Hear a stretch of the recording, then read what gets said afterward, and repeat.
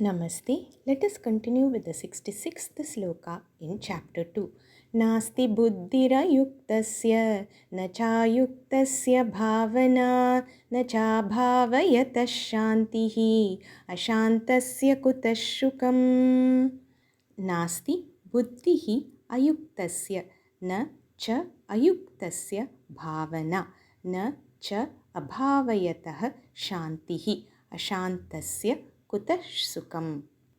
Bhagavan in the previous slokas had mentioned that a jnani follows the sadhana of kshamaha and damaha, which lead to serenity of mind. Such a mind becomes established in the Atma Swarupam quickly.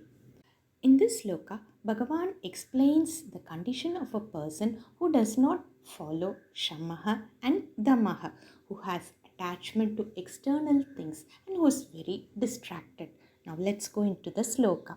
Nāsti buddhir ayuktasya.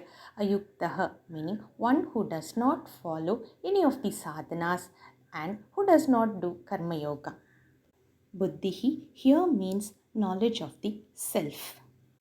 And since he does not have knowledge, he cannot have jnana nishta or nididhyasanam. We'll see what these words mean soon. So, since he does not have knowledge of the self, he cannot do nididhyasanam, or his mind does not stay in the self. In the second line, Bhagavan says, Nacha cābhāvayataḥ śāntir. For one who does not abide in the self, there is no serenity or peace of mind. And aśāntasya kutaḥ sukham. And when there is no calmness or peace, where can there be happiness? To understand what is nididhyasanam, let's look at a small story. A lion cub once lost its mother. Since it was alone, a goat took the lion cub and raised it along with its kids.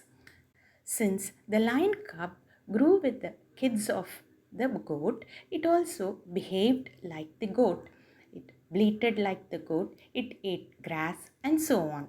Once a big lion came nearby the goat's place.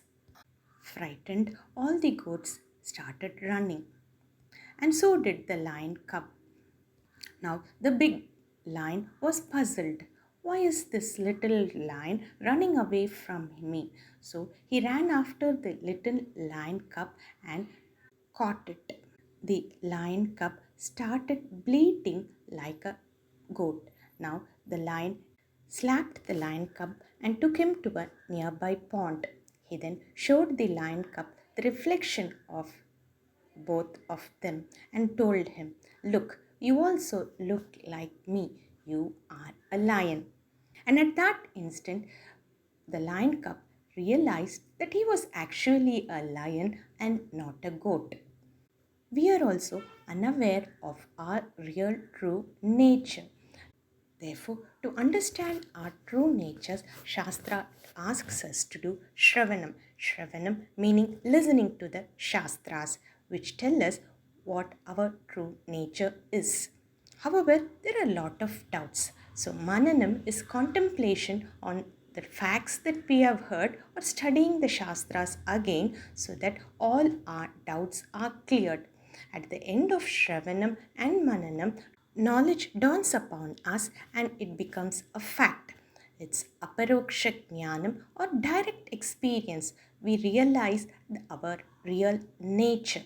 Now let's go back into the story again. Even if the little lion cub realized he was a lion, his old habits may come back again. He may bleat like a goat once in a while because of his old habits. Old habits die hard. Then there is a period of time when he has to keep reminding himself that he is a lion. Either somebody does it or he tells himself that he is a lion. This is nididhyasanam. Even though we have aparoksha jnanam, that is direct experience, and we have realized our true nature, old vasanas may kick in.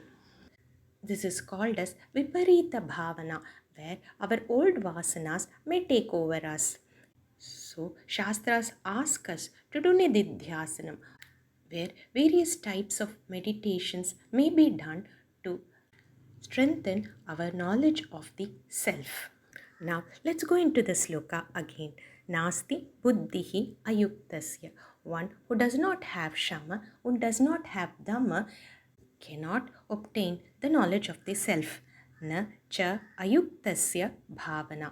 When there is no knowledge of self, he cannot do any nididhyasanam or abiding in one's own nature.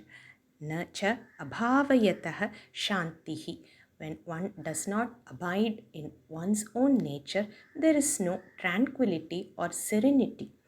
Na aśāntasya kutaḥ sukham. And when there is no tranquility or serenity, where can there be happiness?